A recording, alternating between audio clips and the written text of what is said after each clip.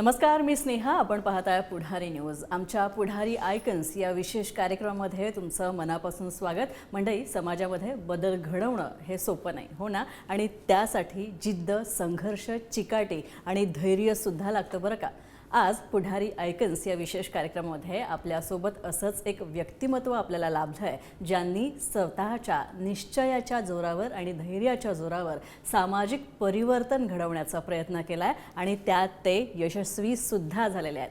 ती व्यक्ती म्हणजे सूर्यकांत पांडुरंग मोरे सर आपल्या स्टुडिओत आलेले आहेत. सर, पुढारी न्यूजच्या स्टुडिओमध्ये स्वागत आपलं. नमस्कार.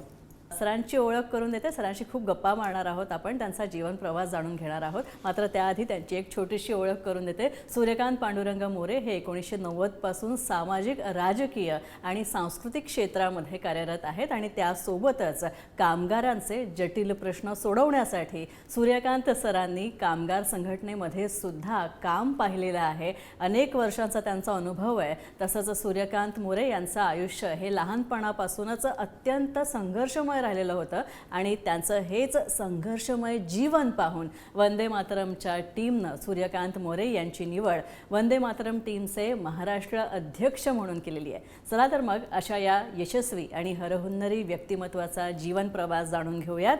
सुरुवात करूयात. वंदे मातरमच्या टीमचा महाराष्ट्र अध्यक्ष म्हणून तुमची निवड झालेली आहे. पण सगळ्यात आधी मला हे जाणून घ्यायला आवडेल की जेव्हा ही निवड झाली आणि तुमच्यापर्यंत ही जेव्हा बातमी आली तेव्हा तुम्हाला कसं वाटलं? खूप आनंद झाला. खूप मोठा आनंद झाला की ही मला अपेक्षाच नव्हती की हे पद मला मिळेल. कारण वंदे मातरम टीमचे राष्ट्रीय अध्यक्ष जे आहेत विजयभाऊ कोचरजी, त्यांची माझी एकच भेट होती आणि पहिली भेट झाल्यानंतर त्यांनी मला 6 महिन्यानंतर ह्या पदावरती नियुक्ती दिली. त्याच्यामुळं मी त्यांचे मोठे उपकार मानतो आणि हा संघर्ष पुन्हा माझ्या खांद्यावरती दिलेला आहे. वंदे मातरम टीमला महाराष्ट्रामध्ये घेऊन जाण्याचा हा मला मान दिलेला आहे. त्याबद्दल मी त्यांचे आभार.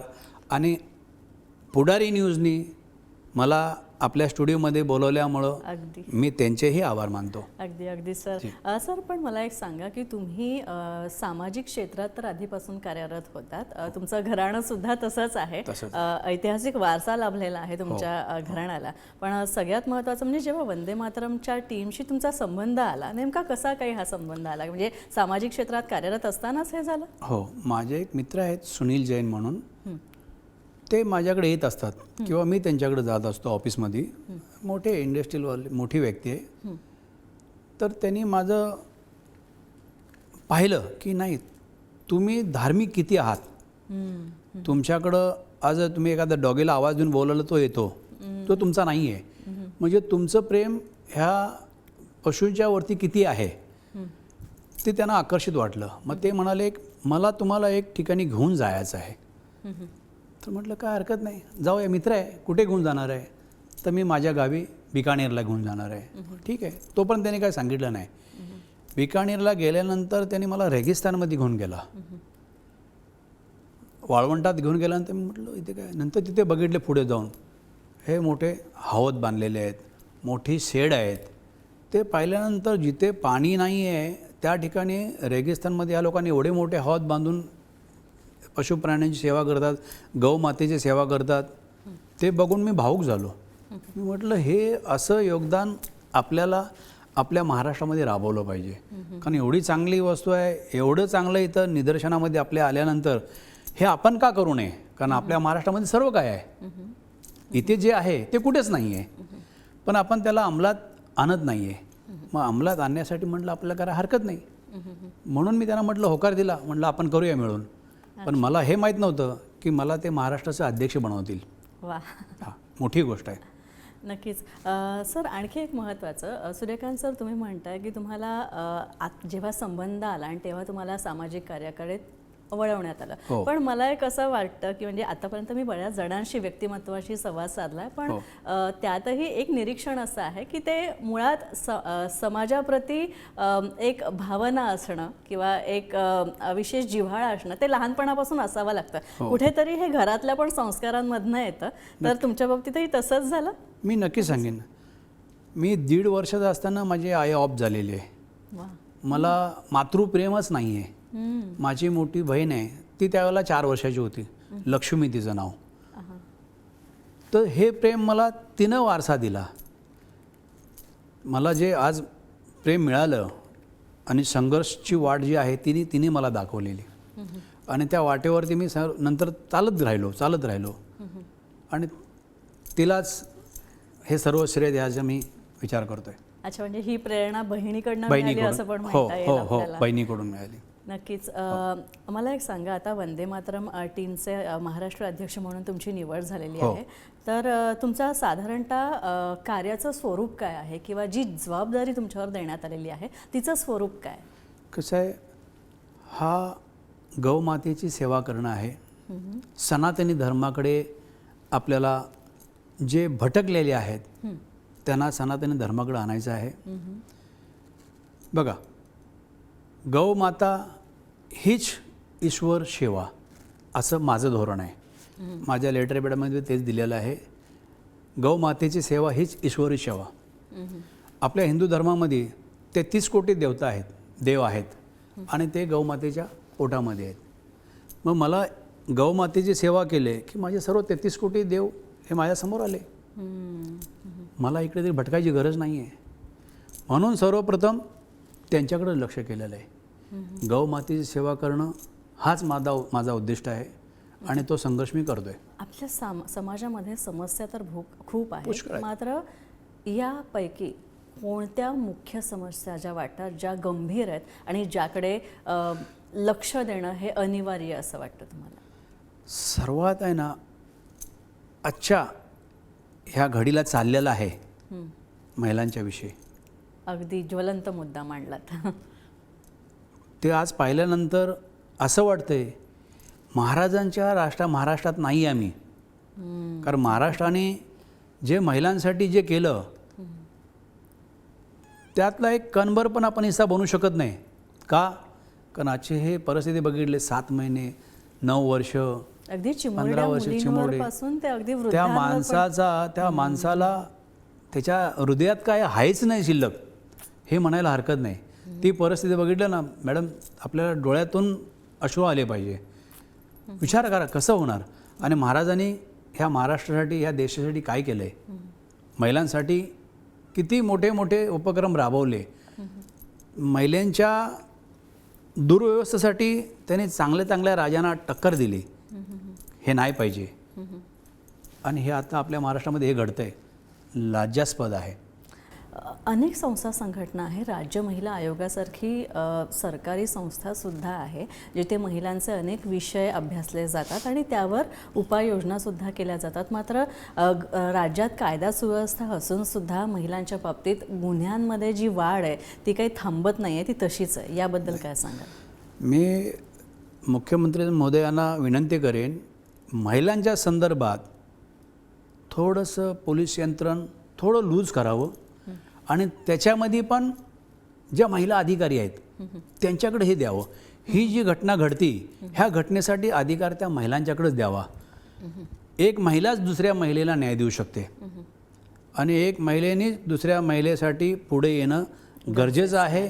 आज महिला आयोग आहे, माझी त्यांनाही विनंती आहे, आपण रस्त्यावरती उतरा आणि ह्या आया बहिणींसाठी, ह्या लेकींसाठी, ह्या लेकरांसाठी आपण पुढे या.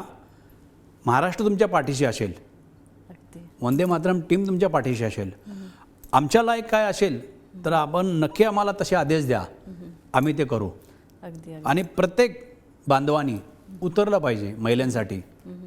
मग कुणाची आई असेल, कुणाची बहीण असेल, कुणाची मुलगी असेल, कुणाची पत्नी असेल, त्यांना कोणी छेडत असेल तर फटकरून तिथे ॲक्शन घेतली पाहिजे. हे प्रथम आपलं कर्तव्य समजून त्यांनी उतरलं पाहिजे. सूर्यकांत सर, एक मला असं वाटतं की जेव्हा समाज परिवर्तनाकडे आपण जातो किंवा एक समाज परिवर्तनाचं किंवा समाजाला आणखी पुढे नेण्याचं व्रत घेऊन आपण जातो, तेव्हा आपल्यासोबत जेव्हा आणखी काही आपल्याला बळ लागतं किंवा आणखी हात जेव्हा आपल्यासोबत जोडले जातात तेव्हा ते कार्य अधिक जलद गतीने आणि अधिक प्रभावीपणे होऊ शकतं. तर यात मला असं वाटतं की तरुणांचा सहभाग जेव्हा आपल्याला अशा सामाजिक चळवळीमध्ये लाभतो तेव्हा क्रांतीही नक्कीच घडते.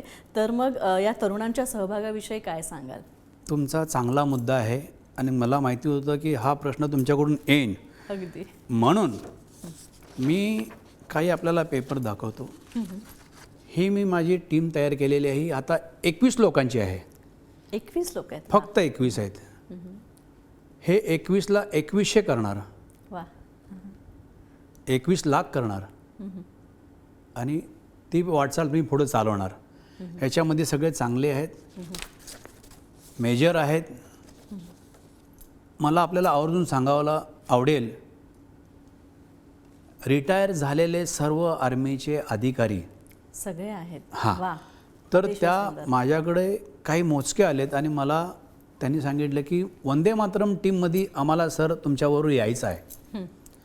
आज विचार करा, रिटायर आर्मीचे मेजर आहेत, सुभेदार आहेत, अशी लोक जेव्हा आपल्याबरोबर जुळतात तेव्हा आपला किती मोठा अभिमान वाटेल. वा. खरं. आणि ह्या गोष्टी आहेत. एक सांगली जिल्ह्याचे मेजर अर्जुन अप्पासाहेब गायकवाड हे आहेत, बाबासाहेब पाटील एक आहेत. ह्या लोकांनी सुरुवात केली. आज आर्मीवाले माझ्याकडे 265 झाले. वा. मी 1 मेला चार्ज घेतला आहे अध्यक्षपदाचा, अच्छा. म्हणजे महाराष्ट्र दिनाच्या दिवशी. महाराष्ट्र दिना दिवशी. कारण मला तो संघर्ष आहे हुतात्मापासून, तो मला पुढे चालवायचा आहे. पुढे चालवायचं आहे. तर आज माझ्याकडं 750 ॲक्टिव्ह हे मेंबर माझे सहकारी माझ्यावर जुडलेले आहेत. त्याच्यामध्ये ॲडव्होकेट राजेश मोरे आहेत, त्यांनी पण मला चांगलं योगदान दिलेलं आहे. लिगलमध्ये जे काय लागेल तू भेऊ नको, मी तुझ्या पाठीशी आहे. म्हणजे ते एक मला सपोर्ट चांगला मिळालेला आहे. त्यावर दुसरे एक अजून एक आहे आवाड म्हणून आहेत. लिगलची टीम माझ्याकडे आहे 11 लोकांची. अच्छा. हां.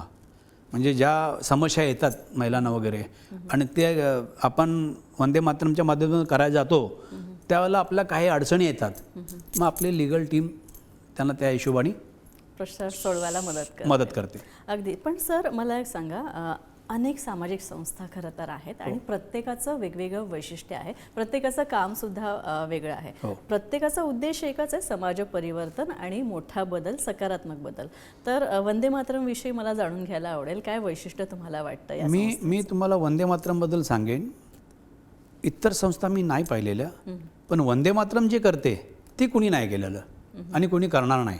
वा. कारण हे मी ज्यावेळेला वाळवंटात जाऊन पाहिलं तेव्हा मला लक्षात आलं, एवढं मोठं काम समाजासाठी, सनातनासाठी, हिंदू धर्मासाठी कोणी करत असेल तर फक्त वंदे मातरम, फक्त आणि फक्त वंदे मातरम. बाकी आणि अजून तुम्हाला मला सांगायला आवडेल, मी 1 तारखेला महाराष्ट्राचा अध्यक्षपदाचा कार्यभार स्वीकारला. मॅडम 6 तारखेला वंदे मातरम ह्या गीताला अगदी योगायोग पार्लमेंटमध्ये तो मान मिळाला, तो दर्जा मिळाला. यस. आणि हे समजा मी बसल्यानंतरच झालंय, म्हणजे कुठेतरी एक विद्यार्थ्याची पण इच्छा होती असं पण म्हणू शकतो, तसंच झालेलं आहे असं मी तर समजतो. एखादी सामाजिक संस्था हो. जेव्हा ग्रामीण भागात आणि शहरी भागात काम करते तेव्हा आव्हानं खूप मोठी असतात आणि वेगवेगळ्या पद्धतीची असतात. याबद्दल काय सांगाल, तुमचा अनुभव कसा होता? मी तुम्हाला सांगेन, सामाजिक ह्या ज्या संघटना आहेत, संस्था आहेत, शहरी भागामध्ये तेवढं अवघड नाही आहे, कारण तिथं सर्व सुविधा जाग्यावरती मिळतात. हा त्रास आहे ग्रामीणमध्ये. एक नदी समजा आज 5 किलोमीटर लांब आहे, एक डोंगर 5 किलोमीटर लांब आहे आणि त्या डोंगरावरती त्या गाईला जर काय झालं तर तिच्यावर पोचण्यासाठी काही नाही आहे. तो शेतकरी बैलगाडी घेऊन जाईल पण तो एकटा उचलू शकत नाही. उचलण्याचे यंत्रण नाही. मनुष्य आहे, पडला तर त्याला उचलता येतो पण तिला उचलता येत नाही आहे. त्याच गोष्टीकडे आपल्याला लक्ष द्यायचं आहे, म्हणून आपण चाललोय. म्हणजे वैद्यकीय सुविधा पण चांगल्या गेल्या पद्धतीने पुरवल्या पाहिजेत. अच्छा. नाही, वैद्यकीय सुविधा पुरवतात परंतु ते यंत्रण नेणं आणणं जे आहे, ॲम्ब्युलन्स थोडक्यात बोलतो आपण, जो मार्ग आपण थोडक्यात म्हणूया तो आणखी सुकर करायचा प्रयत्न. यस, बरोबर. मला एक सांगा की आता वेगवेगळे अनुभव तुम्हाला येत असतील, तर एखादा असा लक्षात राहणारा अनुभव आहे का? लक्षात येणारा अनुभव म्हणजे कसं आहे बघा, कामगार क्षेत्रामध्ये मी ज्यावेळेला होतो तर मी इप्कामध्ये युनियन केलेली. कांदिवलीला इप्कामध्ये युनियन केलेली, मोठा संघर्ष झालेला आणि त्या कंपनीतून मला काढूनही टाकलं होतं. पण नंतर ॲप्रिशिएट केलं, माझी पाठ थोपटली. नाही, तुम्ही जे केलं कामगारांसाठी हे चांगलं आहे, ठीक आहे, तुम्ही या, पण नाही, मी एकदा गेलो की परत येणार नाही. माझ्या रक्तात संघर्ष आहे आणि जिंकल्याशिवाय माघार नाही. मी ती जिंकल्यानंतर मला तिथे परत राहायचं नाही असं त्यांना म्हटलं मी. आपण बोलवलं त्याबद्दल तुमचा मान असेल, परंतु मी परत येणार नाही. अच्छा. सूर्यकांत सर, आणखी एक महत्त्वाचं, मघाशी आपला खूप छान विषय निघाला होता महिला सक्षमीकरणाचा. हो. तर या संदर्भात मला तुमचे विचार जाणून घेणं आवडेल. बोला ना. महिला बघा, आज महिलांना आपण बोलतो की आमच्या बरोबर आहेत, हे फक्त बोलण्यासाठी आहे. त्या दृष्टिकोनातून कोण बघत नाही, कॉम्पिटिटर समजतात. आज तुम्ही मुलाखत घेत आहे, त्या ठिकाणी जेंट्सला जर ती संधी होती, पण तुमच्यात टॅलेंट जास्त असल्यामुळं तुम्हाला ते स्थान मिळालं. तर मी जेंट्स आहे तर मला ते नाही मिळालं, मग मी तुमचा कॉम्पिटिटर झालो. तसं नाही आहे. प्रत्येकाने आपलं आपलं कार्य आपल्या शैलीनं पूर्ण करणं केलं पाहिजे. महिलांच्याकडं आपल्या आईप्रमाणे, आपल्या बहिणीप्रमाणे, आपल्या वहिनीप्रमाणे, आपल्या लेकीप्रमाणे बघावं आणि त्यांना संगती घेण्यासाठी जोपर्यंत महिला स्वतः उतरत नाही आणि एक महिला दुसऱ्या महिलेला मदत करत नाही, तोपर्यंत हे एक आहे हे फक्त दाखवायला आहे, तसं नाही आहे असं माझं मत आहे. सामाजिक क्षेत्रात काम करत असताना जर आपल्याला सुदृढ समाज घडवायचा असेल तर शिक्षण आणि आरोग्य हे एका सुदृढ समाजाचा पाया आहे असं आपण म्हणूया. तर याच क्षेत्रांमध्ये, आरोग्य आणि शिक्षणाच्या क्षेत्रांमध्ये काय उपक्रम राबवण्याचा विचार आहे तुमचा? आम्ही आता ह्या कॅम्प्स घेणार आहे. माझे हे जे खांदेकरी आहेत हे मी सर्वप्रथम मावळे यांना बोलतो. हे मावळे मी पूर्ण महाराष्ट्रात वाढवणार आहे. गावातल्या ग्रामपंचायतीपासून तालुक्यापासून जिल्ह्यापर्यंत, तसंच मुंबईच्या क्षेत्रामध्ये जोपर्यंत मी ह्यांना तयार करत नाही तोपर्यंत माझ्या एकट्याचं काम नाही आहे. एक संघटना आणि सामाजिक क्षेत्रात काम करणारी संघटना म्हणून काम करायचं जेव्हा असतं आणि आपल्या सोबत्यांना बरोबर घेऊन काम करायचं असतं, तेव्हा त्यांच्यामध्ये सुद्धा विश्वास असायला हवा, त्यांच्यात तो निर्माण करायला हवा. यासाठी सुद्धा तुम्ही काही वेगळा संवाद साधता तुमच्या जे तुम्हाला मदत करतात किंवा जे हातभार लावतात त्यांच्याशी? नक्की. मी त्यांना आपल्यातलाच एक हिस्सा, माझ्या शरीरातलाच एक हिस्सा असं समजून मी त्यांना माझ्याबरोबर नेणार आहे किंवा त्यांच्याबरोबर मी राहणार आहे. तर त्यांना संगती घेतलंच पाहिजे. ते आहेत तर मी आहे. माझ्यामुळं ते नाही आहेत, त्यांच्यामुळं मी आहे. आणि त्याच्यामुळं मला त्या गौमातेची सेवा करायला आज जो मान मिळाला आहे तो महाराष्ट्रात कोणाला मिळालेला नाही. तो भाग्यवान मी आहे.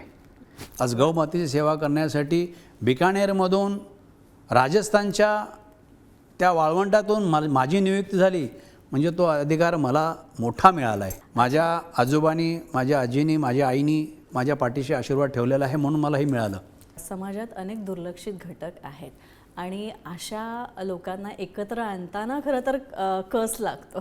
तर याबद्दल काय सांगा? कसं आहे, आता ह्या गोष्टी महाराष्ट्रात बऱ्याच ठिकाणी ह्या ग्रामीणमध्ये आहेत.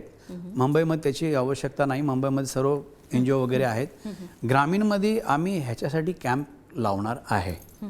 वंदे मातरमच्या माध्यमातून आम्ही ह्या कॅम्प ग्रामीण तालुक्यामध्ये, जिल्ह्यामध्ये, ग्रामपंचायतमध्ये आम्ही आता पुढे हे कार्य करू. अच्छा. आणखी एक महत्त्वाचं, आजकालचा जमाना हा सोशल मीडियाचा आहे. तर सोशल मीडियासुद्धा एक प्रभावी माध्यम म्हणून आपल्याला वापरता येऊ शकतं. तर या संदर्भात काय सांगाल? कसं तुम्ही याचा वापर करता? मी आपल्या पुढारी न्यूजच्या माध्यमातून तरुण पिढीला, आज तरुण पिढी सोशल मीडियामध्ये एक नंबर आहे. तरुण पिढीला मी आव्हान करतो, माझं आव्हान तुम्ही स्वीकारावं. मी तुम्हाला विनंती पण करतो, तरुण पिढीने हे व्हॉट्सअप, इंस्टाग्राम ह्यातून आपल्या सनातन धर्माची माहिती घराघरापर्यंत पोचवावी. आणि हे तरुण जे आहेत हे माझ्या हिशोबाने महाराजांच्या मार्गदर्शनाने ते मावळे आहेत असं मला म्हणायचं. ते मावळे आहेत आणि मावळे तयार करणं हाच माझा संघर्ष आहे आणि तो संघर्ष मी करण्यासाठी तयार आहे. अर्थात सूर्यकांत सर, तुम्ही ज्या वाटेवर जाताय समाज परिवर्तनाच्या, त्यात संघर्ष अर्थात आहेच. आहे. पण या सगळ्यात न जाताना पुढची 5 वर्ष तुम्हाला वंदे मातरमच्या दृष्टीने कशी दिसतात? मी तुम्हाला तुमच्या स्टुडिओमध्ये आज बसलोय पुढारीच्या, मी तुम्हाला वचन देतो, येणाऱ्या 5 वर्षामध्ये वंदे मातरम टीमचा प्रत्येक मावळा हा प्रत्येक घरामध्ये असलाच पाहिजे, अशी माझी जिद्द आहे आणि मी करून दाखवणार. आपली ही जी पिढी आहे कुठेतरी हे सत्य आहे, हे वास्तव आहे सर, की ही पिढी कुठेतरी वाया चालली आहे, वाहवत चालली आहे. तर यांना पुन्हा मूळ पदावर आणणं किंवा सुयोग्य मार्गावर आणणं हे खरं आव्हान आहे खरं तर याबद्दल काय सांगाल? कसं आहे, आज पिढी आहे, घरचे त्यांना मुलांना पालन पोषण करतात, पण बाहेर जाऊन मुलं काय करतात हे घरच्यांना माहीत नाही आहे. भटकलेत, चुकीचे नाही आहेत, ते भटकलेत. तर त्यांनाच मार्गावरती आणण्याचं काम वंदे मातरमचं आहे आणि आम्ही ते करतो. मी तुमच्या माध्यमातून त्यांना आवाहन करतो की थोडं धर्माचं पालन करा. सकाळी उठल्यानंतर आपल्या घरात, प्रत्येकाच्या घरात देवार आहे, पाया पडा, एक अगरबत्ती लावा, तुम्हाला तिथून पॉझिटिव्हिटी मिळेल. तुमच्यावर कोणत्या मूल्यांचा प्रभाव तुम्हाला जास्त, म्हणजे कोणाची विचारसरणी तुम्हाला प्रेरित करते? मला विचारप्रणी माझ्या आजोबापासून, अगदी जे हुतात्मा आहेत बाबू मोरे, त्यांची प्रेरणा माझ्या वडिलांच्यापर्यंत, माझ्या वडिलांची प्रेरणा माझ्यापर्यंत, आणि माझी प्रेरणा मी पूर्ण महाराष्ट्रामध्ये पसरवतो पुढच्या पिढीपासून पर्यंत. हो. थोडक्यात काय संदेश द्याल जाता जाता या सगळ्या समाजाला आणि पिढीला पुढारी न्यूजच्या माध्यमातून? पुढारी न्यूजच्या माध्यमातून मी आता परत तुम्हाला सांगेन की प्रत्येक हिंदू बांधवांनी, मावळ्यांनी हिंदू धर्म आपला पालन करावा. बाकी तुम्ही रेव पार्टी, ही पार्टी, ती पार्टी सर्व करता, परंतु घरातून ज्यावेळेला आपण निघतो बाहेर कामासाठी, तर त्यावेळेला आपल्या घराच्या देवाऱ्यात पाया पडून बाहेर निघावं आणि तिकडं सनातनाकडे लक्ष द्यावा, धर्माकडे लक्ष द्यावा. प्रत्येकजण आपला आपला धर्म पाळतो, मग आम्ही हिंदू बांधवांनी आपला धर्म पाळण्यासाठी किती मेहनत केली पाहिजे. आणि मेहनत नाही आहे, फक्त आपल्याला ते पालन करायचं आहे. आईवडील आपल्याला तो संस्कार देतात, पण आपण तिकडे दुर्लक्ष करतो, तर ते होऊ नये. नक्कीच सर, तुम्ही खरं तर तुमचा सामाजिक परिवर्तनाचा अत्यंत उदात्त हेतू आणि ज्याला आपण भूतदया म्हणतो आणि पशुदया, या सगळ्या संदर्भातला उदात्त हेतू खरं तर डोळ्यासमोर ठेवून आणि समाज परिवर्तनाचा मोठा हेतू समोर ठेवून सूर्यकांत मोरे सर आणि त्यांची वंदे मातरमची टीम महाराष्ट्रात आता काम करायला सुरुवात करते. खूप ठिकाणी त्यांनी काम केलेलं आहे, ग्रामीण भागात आधीच काम सुरू झालेलं आहे. सर, तुमच्या या सगळ्या वाटचालीसाठी आणि तुमच्या समाज परिवर्तनाच्या उदात्त हेतूसाठी आणि तो सफल होण्यासाठी पुढारी न्यूजच्या खूप खूप शुभेच्छा आणि खूप खूप धन्यवाद आमच्या स्टुडिओमध्ये आले. थँक्यू. जय हिंद, जय महाराष्ट्र, वंदे मातरम. यानंतर आपण पुढारी आयकन्समध्ये इथेच थांबतो. पाहत रहा पुढारी न्यूज. नमस्कार.